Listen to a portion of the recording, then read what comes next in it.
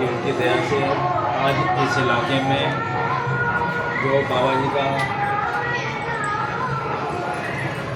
सबसे बड़ा संदेश था कि आप घर घर जाके सभी से शाकाहारी के लिए विनती प्रार्थना करते हुए सबके एक अनुपम संदेश हमारा ये पहुंचा था।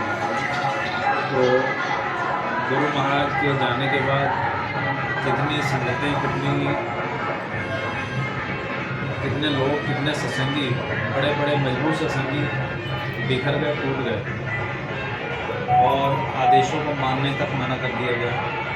लेकिन यही गुरु महाराज की सबसे बड़ी लीला कि उन्होंने अपने समय में पहले से कहा था कि आने वाले समय में इतनी तरह के जगुर्दे बनेंगे और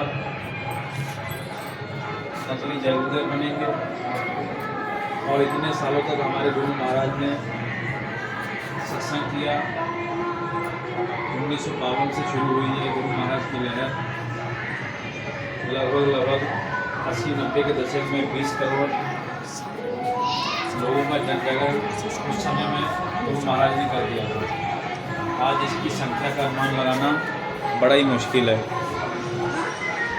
लेकिन जब गुरु महाराज के समय में इतना बड़ा काम जब गुरु महाराज ने अपने प्रचार से किया और अपने समय में आज तक कभी इस चीज़ को नहीं बताया, मतलब कि इस चीज़ को नहीं बोला कि हमारा आश्रम मथुरा के अलावा कहीं और है।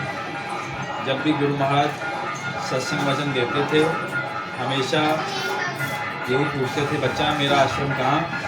सारी संगत मथुरा में उपस्थित यही कहती थी, मथुरा में। कि बाबा जय गुरुदेव यदि कोई परिचय पूछे, आश्रम पूछे तो उनसे बताना कि आश्रम मथुरा में। तो हमको आपको देखो, जिन्होंने उनके आदेशों को माना और कम से कम उनके साथ चले, मथुरा से जुड़ के रहे, कितना बड़ा सौभाग्य हमारा, आपका, उनका, सबका ये है और आगे के लिए हुआ। तो ये उनकी लीला थी। और यही गुरु महाराज ने कहा, देखो कि जब आवाज़ लगाई जाएगी तो ये सभी लोग अपने आप इकट्ठा हो जाएंगे। एक आवाज़ पे गुरु महाराज की इतने लाख लोगों ने टाट पहन लिया।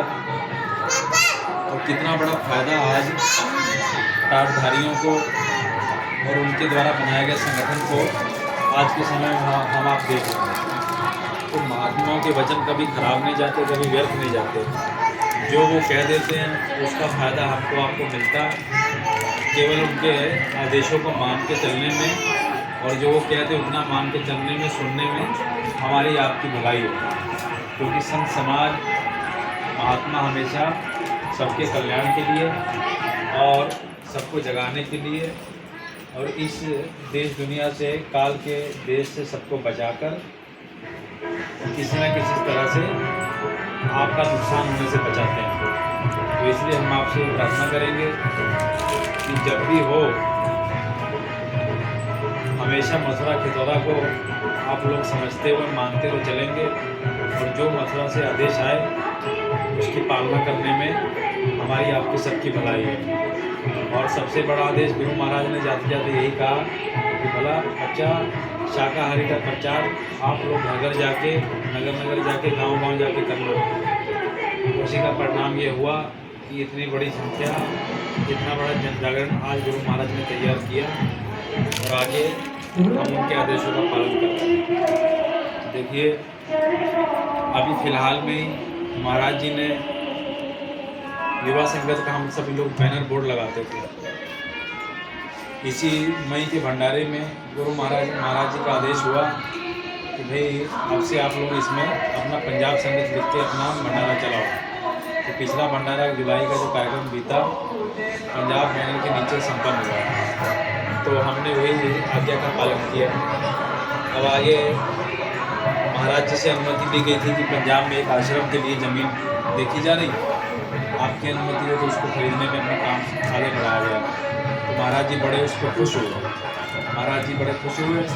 महाराज जी ने बोला कि भाई बहुत बढ़िया बात है, आप सभी लोग प्रयास करिएगा और एक आश्रम अपना भी यहाँ पे हो जाएगा पंजाब में, बड़ा अच्छा हो जाएगा।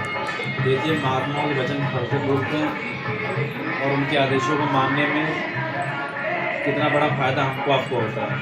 क्योंकि हम केवल माध्यम पर हैं, सारा काम तो उन्हीं को अपने आप से करना होता है। और जिस हिसाब से माध्यम को ये समझना चाहिए, यदि कोई काम हो गया, आदेश हो गया, जैसे महाभारत में अर्जुन को हुआ कि भाई तुम ये तो लड़ो, और भगवान श्री कृष्ण उसके सारथी बन के खड़े रहे। कितना वो घबराए, कितनी शंका उन्होंने की, कितना उनको समझाया गया, गीता का ज्ञान दिया गया, अपने विकराल रूप दिखाए गए, बताया गया कि देखो ये सब तो पहले से मरे पड़े, तुम्हें केवल खड़े रहना है। बहुत प्रयास करने के बाद, समझाने के बाद फिर कहीं जाके युद्ध करने को तैयार हुए। देखो हमें शंका नहीं करनी, जो आदेश हमको हुआ उसी को मानना पालना हमारा आपका काम है। ऐसे ही गुरु नानक देव जी का उदाहरण आता कि जब उन्होंने कहा कि भाई इस मुर्दे को खाओ, तो सब शिष्य भाग निकले। तो भाई अब तो गुरु महाराज पागल हो गए, अब इनकी बुद्धि कोई काम की नहीं रह गए, अब ये लोगों को ये समझा रहे, वो समझा रहे, मुर्दा खाने का आदेश दे दिया। लेकिन केवल एक शिष्य निकले, उन्होंने ये कहा कि भाई आप हमें ये बताइए कि मैं इसको सिर से खाऊं कि पैरों से।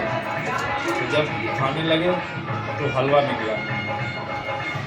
तो ये महात्माओं की दया होती है। हम आप ये देखते कि हमें मुर्दा खाने को बोल दिया गया, हमें ये काम करने को बोल दिया गया, लेकिन ये इतनी बड़ी ताकत उनके पास है, मुर्दे को हलवे में बदल दिया।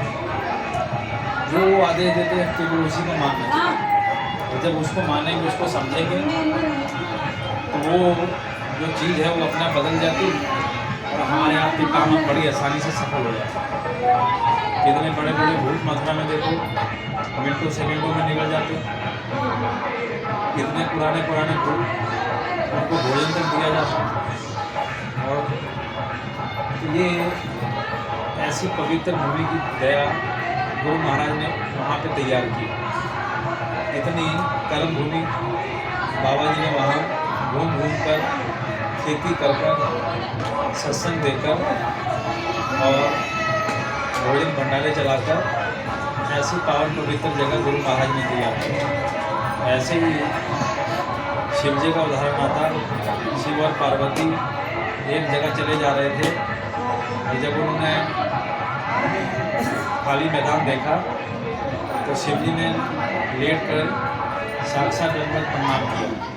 जब उन्होंने प्रणाम किया तो पार्वती जी ने पूछा कि देखो यहाँ तो कोस दूर तक कोई नज़र नहीं आ रहा, आप इस ज़मीन पर किसको लेट कर प्रणाम कर रहे हैं। तब उन्होंने कहा देखो आज से 10,000 साल पहले यहाँ पे महात्मा आए थे, वो इसी स्थान पे रुके थे, यहाँ सत्संग उन्होंने किया था।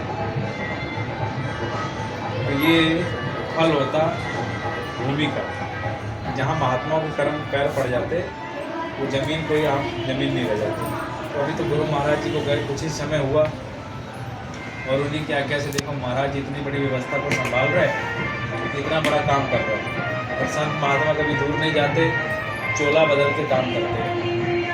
तो इतनी बड़ी व्यवस्था चला रहे, जगह जगह प्रचार निकाले जा रहे, काफिले निकाले जा रहे, और उन्हीं के आदेशों पे देखो हमको जब ज़मीन का आदेश मिल गया, तो अब ये संगत अब ज़मीन के लिए अपना काम आगे बढ़ा रही है।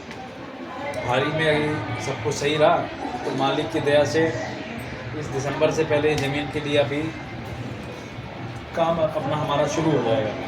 हम आप सभी से प्रार्थना करेंगे ये पंजाब संगत का जय गुरुदेव धर्म प्रचारक संस्था के नाम से जो ज़मीन का काम शुरू किया जाएगा, आप सब लोग अपना हिसाब से इसमें सहयोग करिएगा। और अब अंत में देखिए आने वाले दिसंबर में 8 से 12 को हमारे गुरु महाराज का यानी दादा गुरु महाराज का पावन भंडारा मथुरा में मनाया जाएगा। बाबा जी ने कहा था यदि तुम मथुरा को भूल जाओगे तो बच्चा भारी मुसीबत में फंस जाओगे। और वहाँ ऐसा वरदानी मंदिर है, कोई वहाँ धन दौलत नहीं चढ़ाई जाती, कोई वहाँ पैसा नहीं चढ़ाया जाता।